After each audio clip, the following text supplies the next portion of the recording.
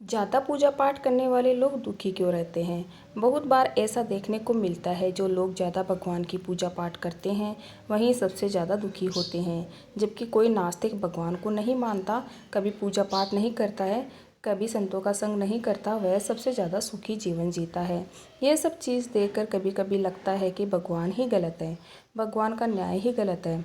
यह हर किसी के साथ होता है। भगवान श्री कृष्ण ने स्वयं इसका उत्तर दिया है कि आखिर ज़्यादा पूजा पाठ करने वाले लोग दुखी और परेशान क्यों रहते हैं। इसका उत्तर भगवान कृष्ण ने श्रीमद् भागवत गीता के माध्यम से बड़ी स्पष्टता के साथ बताया है। बात द्वापर युग की है, जब भगवान श्री कृष्ण और अर्जुन के बीच संवाद हो रहा था। तब अर्जुन ने भगवान श्री कृष्ण से पूछा, हे माधव, जो लोग ज़्यादा पूजा पाठ करते हैं वे ज़्यादातर दुखी और परेशान क्यों रहते हैं? इसके पीछे का कारण क्या है? जबकि जो लोग भगवान का नाम ही नहीं लेते, भगवान का स्मरण ही नहीं करते, उन लोगों को जीवन में सुख मिलता है। इसके पीछे का रहस्य मुझे समझाने का प्रयास करें। तब भगवान श्री कृष्ण ने एक छोटी सी कहानी के माध्यम से अर्जुन को इसका उत्तर दिया।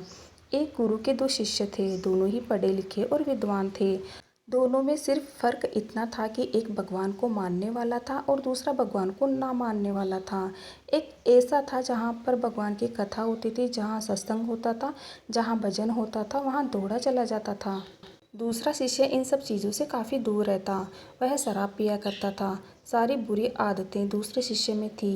एक दिन जब वह शराब पीकर अनाप शनाप बोलते हुए रास्ते में अपने घर जा रहा था, अचानक उसको रास्ते में पैसों से भरा एक बैग मिल जाता है। उसकी खुशी का ठिकाना नहीं रहता है। वह ज़ोर ज़ोर से चिल्लाते हुए बताता है कि आज मुझे पैसों से भरा बैग मिला है, मेरा जीवन सफल हो गया है, इन पैसों से अपने जीवन की आवश्यकताओं की पूर्ति करूँगा। वहीं दूसरा मित्र मंदिर से भजन करते हुए अपने घर जा रहा था। अचानक उसके पैर में कांटा चुभ जाता है और खून बहने लगता है। ठीक उसी समय दूसरा शिष्य भी वहाँ पहुँच जाता है और हंसते हुए उसको बोलने लगता है, क्यों, तुम ही हो ना जो सबसे ज़्यादा पूजा पाठ करते हो, भगवान का भजन करते हो। देखो क्या किया तुम्हारे भगवान ने।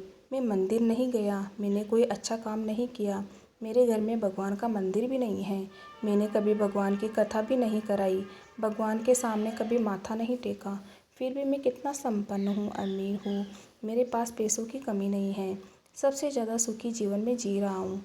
अच्छे शिष्य को उसकी बातें चुभने लगी। उसने मन ही मन सोचा कि यह तो सच बोल रहा है, मैं कितना पूजा पाठ करता हूँ और वह कुछ भी नहीं करता है, फिर भी वह कितना सुखी है।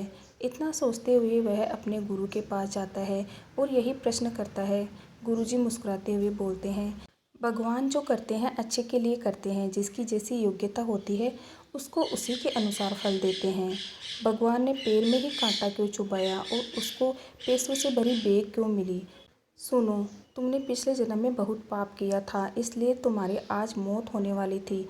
तुम बच गए क्योंकि तुम मंदिर गए थे, तुमने भगवान की पूजा की थी। यही कारण है कि तुम्हारी मौत ना होकर सिर्फ एक कांटा ही चुभा था।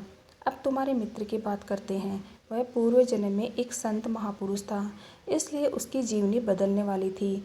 करोड़ की संपत्ति का मालिक बनने वाला था, मगर इस जन्म में उसने कोई अच्छा कार्य नहीं किया, इसलिए पूर्व जन्म के फल के अनुसार उसको थोड़े से पैसे मिले, जबकि वह अरबों की संपत्ति का मालिक बनने वाला था। भगवान को दोष देना छोड़ दो, अपने वर्तमान के समय का सदुपयोग करें, भविष्य अपने आप सुधर जाएगा। इस प्रकार उसकी आंखें खुल गई और वह फिर से पूजा पाठ में लग गया। इसलिए हमने जो कर्म किए हैं वह तो हमें भोगने ही पड़ेंगे, इसलिए कर्म अच्छे करो, आपके साथ अच्छा ही होगा, और कर्म बुरे करोगे तो नतीजा भी बुरा ही होगा। भगवान तो कर्म के अनुसार फल देते हैं, जो अच्छे कर्म करता है भगवान उसका साथ ज़रूर देते हैं। वीडियो अच्छा लगे तो लाइक शेयर सब्सक्राइब जरूर कीजिएगा। Okay, thank you everyone.